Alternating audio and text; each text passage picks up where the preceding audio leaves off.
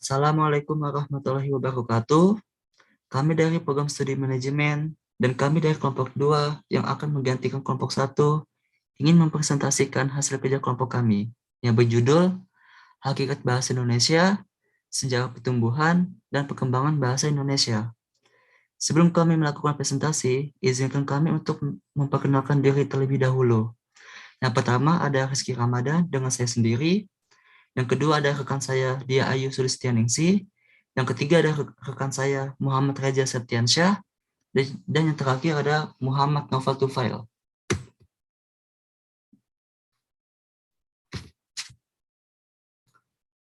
Yang pertama, hakikat bahasa. Bahasa dalam kehidupan sehari-hari merupakan proses komunikasi dalam bersosialisasi. Setiap daerah pasti mempunyai ciri khas bahasa sendiri-sendiri. Bahasa bisa berupa ucapan, bisa juga dalam bentuk tulisan. Bahasa bisa dikatakan ucapan bila mana seseorang berbicara dengan orang lain secara langsung maupun tidak langsung dengan tuturan yang ada dalam sistem bahasa. Yang kedua ada pengertian hakikat bahasa, yaitu hakikat bahasa adalah intisari atau dasar kenyataan sebenarnya dari bahasa. Bahasa itu berupa bunyi, namun spesifik terhadap bunyi-bunyi bermakna yang dihasilkan oleh alat ucap manusia. Bunyi tersebut dengan fon atau fonen atau bunyi di luar bersin, batuk, dan lain sebagainya. Yang ketiga ada sifat-sifat bahasa. Adapun sifat-sifat dari bahasa antara lain sebagai berikut. Yang pertama, ada bahasa adalah sebuah sistem. Yang kedua, bahasa itu berlambang. Ketiga, bahasa berupa bunyi atau universal. Keempat, bahasa bersifat arbitrer. Yang kelima, bahasa memiliki makna. Yang keenam, bahasa bersifat konvensional. Yang ketujuh, bahasa bersifat dinamis. Yang kedelapan, bahasa memvariasi, unik, dan bahasa bersifat produktif. Dan yang terakhir ada bahasa bersifat manusiawi. Selanjutnya ada fungsi bahasa. Bahasa memiliki beberapa fungsi, antara lain sebagai berikut. Yang pertama, bahasa sebagai sarana integrasi dan adaptasi. Yang kedua, bahasa sebagai sarana kontrol sosial. Yang ketiga, bahasa sebagai sarana untuk dapat memahami diri sendiri. Yang keempat, bahasa sebagai sarana mengekspresikan diri. Yang kelima, bahasa sebagai alat untuk dapat memahami orang lain. Dan yang terakhir, bahasa sebagai sarana untuk mengamati lingkungan sekitar. Selanjutnya ada sekilas tentang sejarah bahasa Indonesia. Bahasa Indonesia lahir pada tanggal 28 Oktober 1928. Pada saat itu, para pemuda dari berbagai pelosok Nusantara berkumpul dalam kerapatan pemuda dan berikrar. Yang pertama, ikrarnya itu berupa bertumpah darah yang satu, tanah air Indonesia. Yang kedua, berbangsa yang satu, bangsa Indonesia. Dan yang ketiga, menjunjung bahasa persatuan, bahasa Indonesia. Ikrar para pemuda ini dikenal dengan Sumpah Pemuda. Selanjutnya ada sekilas tentang sejarah bahasa Indonesia. Unsur yang ketiga dari Sumpah Pemuda merupakan penyataan tekad bahwa bahasa Indonesia merupakan bahasa persatuan bangsa Indonesia. Pada tahun 1978, itulah bahasa Indonesia dikukuhkan kedudukannya sebagai bahasa nasional. Selanjutnya, bahasa Indonesia dinyatakan kedudukannya sebagai bahasa negara pada tanggal 18 Agustus 1945 karena pada saat itu Undang-Undang Dasar 1945 disahkan sebagai Undang-Undang Dasar Negara Republik Indonesia. Dalam Undang-Undang Dasar 1945 disebutkan bahwa bahasa negara ialah bahasa Indonesia. Presentasi selanjutnya akan dilanjutkan oleh rekan saya, Muhammad Raja Septiansyah. Dipersilahkan. Ya, baiklah, terima kasih kepada Kak Rizky ya, Kak Rizky Ramadan yang udah menjelaskan sekilas atau hakikat tadi dan fungsi-fungsi lainnya tentang sejarah bahasa Indonesia. Nah, di sini teman-teman izinkan saya untuk melanjutkan penjelasan atau pemaparan dari kelompok kami tentang sejarah bahasa Indonesia. Nah, di sini ada sekilas tentang bahasa Indonesia. Perlu teman-teman tahu semua.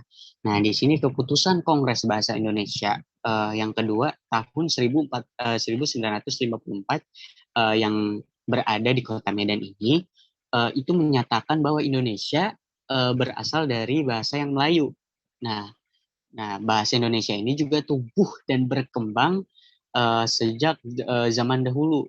Nah, dipergunakan sebagai apa? Nah, di sini tercantum bahwasannya digunakan sebagai perhubungan.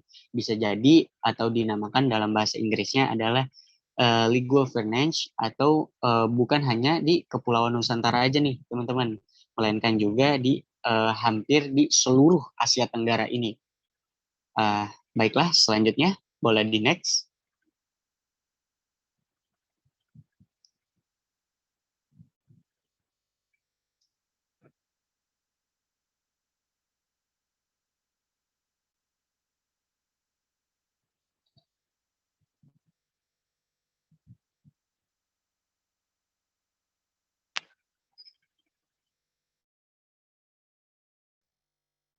Belum muncul yang ini Kak, yang selanjutnya. Sorry Ja, ini ada gangguan teknis dah. Kok nggak bisa ini ya?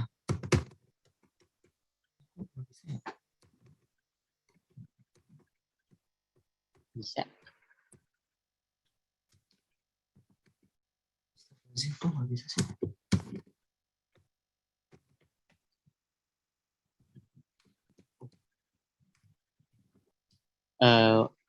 Coba di X dulu. Maaf ya teman-teman, kita lagi ada gangguan di PPT-nya, nggak bisa di next nih. Jadi mungkin mohon ditunggu sebentar. Nah, udah bisa. Tadi bisa. Nah, sip. Kita, sip. Nah, di sini ada sekilas tentang bahasa Indonesia juga nih, teman-teman. Nah, perkembangan bahasa Melayu ini di wilayah Nusantara juga mempengaruhi atau mendorong tumbuhnya rasa persaudaraan nih. Nah, di antara ini juga ada Persatuan Bangsa Indonesia. Para pemuda Indonesia yang bergabung dalam perkumpulan pergerakan ini eh, apa ya, berusaha untuk mengangkat bahasa Melayu ini menjadi bahasa Indonesia. Nah, tadi yang sudah dijelaskan bahwasannya sebelum bahasa Indonesia ini dikembangkan, bahasa Indonesia ini bermula dari bahasa Melayu sehingga menjadi bahasa persatuan untuk seluruh bangsa Indonesia sesuai dengan isi Sumpah Pemuda di negara kita ini, di negara Indonesia. Nah, boleh dilanjut ke slide selanjutnya. Next.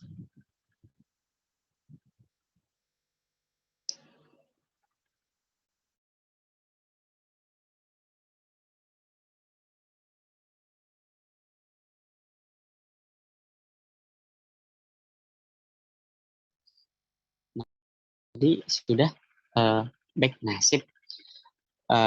Iya, mohon maaf ya teman-teman kalau misalkan agak ngadet di slide selanjutnya, mungkin ada beberapa kendala dari kami. Mohon dimaklumkan. Kita lanjut sekilas tentang sejarah bahasa Indonesia ini. Nah, di sini menganut atau memaparkan tentang proklamasi kemerdekaan Republik Indonesia bahwasannya 17 Agustus 1945 ini adalah telah mengukuhkan gitu atau menguatkan kedudukan dan fungsi bahasa Indonesia ini secara konstitusional yang dimana uh, bisa dinamakan juga sebagai bahasa negara. Bahasa Indonesia ini dipakai juga oleh berbagai lapisan masyarakat di Indonesia ini tentunya.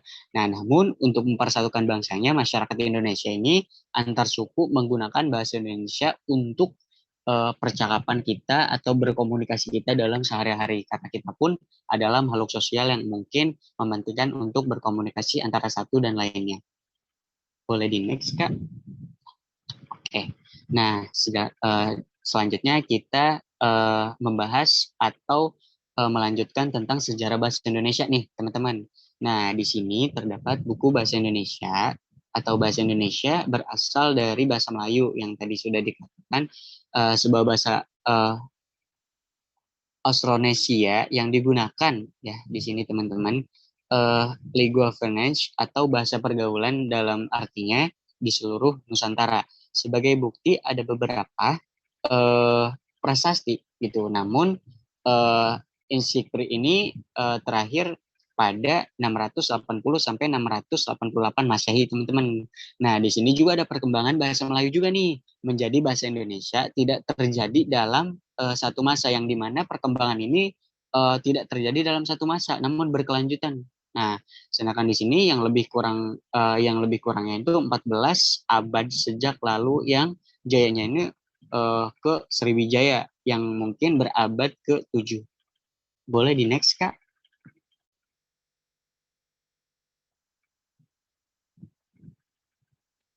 Nah, sip.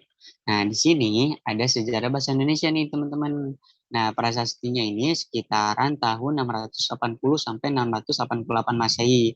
Nah, di sini ada apa aja sih prasastinya? Nah, di sini ada kedudukan bukti tahun 683 Masehi, ada tuh dekat Palembang tahun 684 Masehi, ada Karang Barahi yang berada di sekitar Jambi tahun 688 Masehi.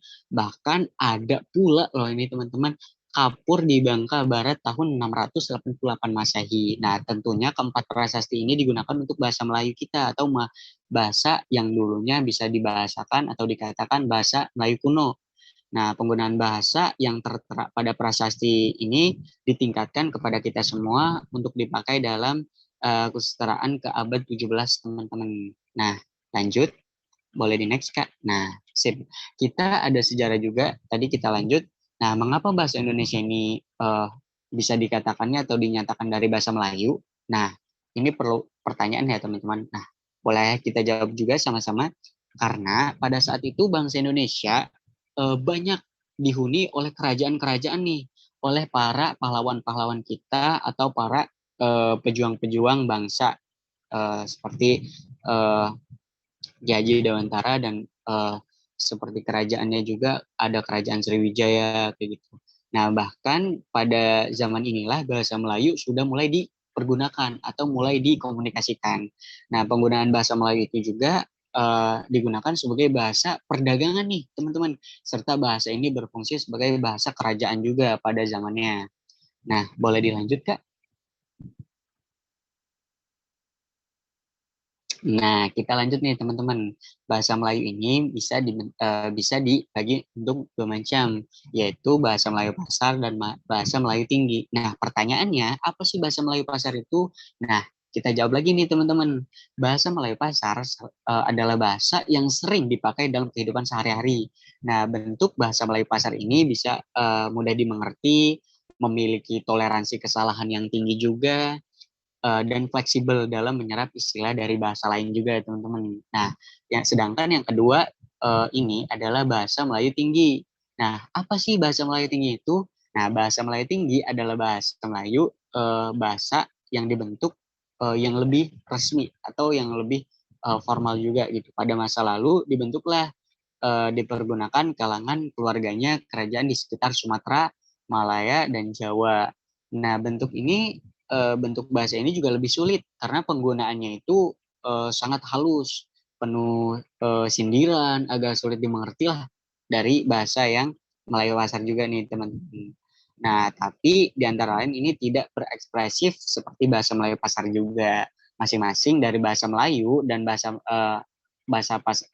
pasar dan bahasa Melayu tinggi masing-masing punya kelebihan dan kekurangannya juga nih, teman-teman. Nah, jadi itu mengenai sejarah bahasa Indonesia dan sekelas tentang sejarah bahasa Indonesia.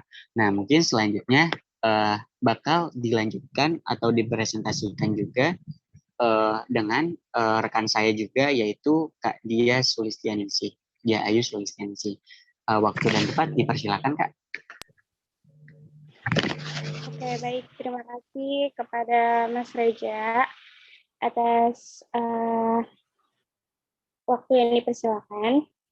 Nah, di sini saya akan melanjutkan, yaitu sejarah bahasa Indonesia. Tadi sekilas sudah disampaikan oleh Mas Reja ya. Nah, di sini bahasa Indonesia itu dianggap lahir dan diterima keberadaannya pada Sumpah Pemuda 28 Oktober 1928 yang menyebut sebagai bahasa persatuan. Namun, secara resmi, bahasa Indonesia baru diakui keberadaannya pada tanggal 18 Agustus 1945. Undang-Undang Dasar Republik Indonesia 1945, pasal 36 menyebutkan bahwa bahasa Indonesia sebagai bahasa resmi. Pemerintah saat itu menyetujui pemilihan bahasa Indonesia yang berasal dari bahasa Melayu, tuturan Riau, karena Presiden Soekarno tidak memilih bahasa Jawa yang merupakan bahasanya sendiri dan juga bahasa mayoritas pada saat itu. Nah, selanjutnya, Kak. Nah, kenapa hal itu demikian? Karena ada beberapa pertimbangan. Salah satunya bahasanya itu mudah untuk dipelajari dan tidak memiliki tingkat sebagaimana bahasa Jawa maupun bahasa Sunda. Kan kalau bahasa Jawa, bahasa Sunda itu ada tingkatannya ya, dari halus, terus agak kasar, atau sedang lah ya, terus ada yang kasar gitu. Terus sama orang tua, sama yang sebaya, itu kan ada tingkatannya ya bahasanya.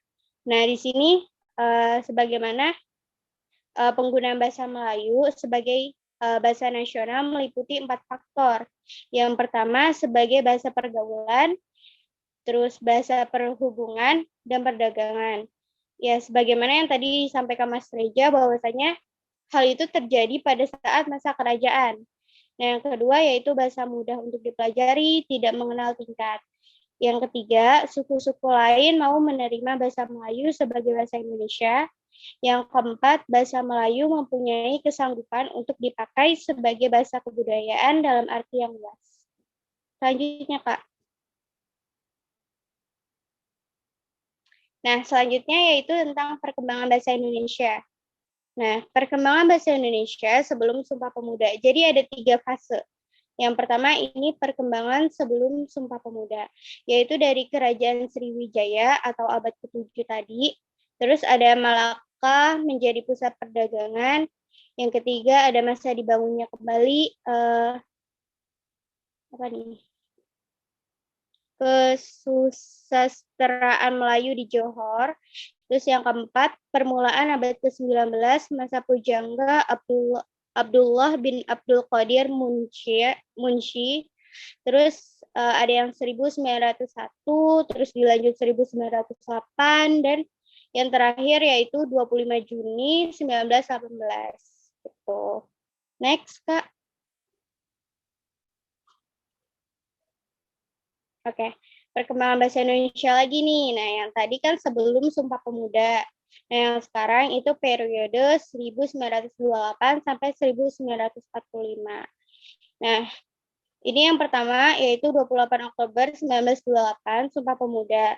Sebagaimana isi Sumpah Pemuda ya, di situ dijelaskan bahwasanya bahasa kita itu bahasa Indonesia, gitu kan ya. Nah, terus 1933 itu ada Pujangga Baru. Terus ada 1938 dan yang terakhir yaitu 1942 sampai 1945. Selanjutnya, Kak. Nah, yang ketiga ini yaitu ada perkembangan bahasa Indonesia setelah proklamasi. Yaitu pada tanggal 18 Agustus 1945, ini penetapan bahasa Indonesia sebagai bahasa negara. Terus ada 19 Maret 1947, itu ada ejaan Republik, yaitu ejaan Swewandi pada saat itu. Nah, terus ada tanggal 31 Agustus 1972, itu ada pedoman umum ejaan bahasa Indonesia yang disempurnakan dan pedoman umum pembentukan istilah. Selanjutnya, Kak. Nah, selanjutnya yaitu Medan 28 Oktober sampai 2 November 1954, itu ada Kongres Bahasa Indonesia 2. Terus selanjutnya ada di Jakarta 4 November 1978, itu ada Kongres Bahasa Indonesia yang ketiga. Terus selanjutnya yaitu Jakarta 21 sampai 20 November 1983, itu ada Kongres Bahasa Indonesia yang keempat. Selanjutnya, Kak. Nah, yang selanjutnya yaitu Jakarta 28 Oktober, 3 November 1988. Itu ada Kongres Bahasa Indonesia yang kelima. Itu ada ya judulnya yang ditulisnya itu tulisan miring. Nah, terus ada selanjutnya yaitu Jakarta 28 Oktober, 2 November 1993. Itu Kongres Bahasa 6. Dan yang terakhir yaitu 26 sampai 30 Oktober 1998. Itu ada Kongres Bahasa Indonesia yang ketujuh. Jadi lumayan panjang ya perjalanan bahasa Indonesia tuh, nggak singkat-singkat banget gitu. Dari abad ke-7 sampai akhirnya 1998 gitu. Terima kasih. Ya. Nah, itu ya teman-teman. Alhamdulillah kita sudah selesai dalam memaparkan materi kita atau penjelasan kita tentang sejarah bahasa Indonesia. Akhir kata atau kekurangan kata dari kami mohon maaf dengan sebesar-besarnya. Terima kasih juga buat teman-teman yang sudah mendengarkan. Nasruminallah wa fathul qarib wa basyiril mu'minin billahi fisabilil haq astabiqul khairat. Assalamualaikum warahmatullahi wabarakatuh.